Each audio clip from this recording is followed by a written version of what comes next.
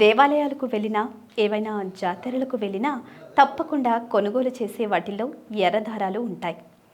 ఎర్రదారాన్ని మగవారు కుడి చేతికి, ఆడవారైతే ఎడమ చేతికి కడతారు. పెళ్లి కాని ఆడవారైతే కుడి చేతికి ఎర్రదారాలు కట్టుకోవాలి.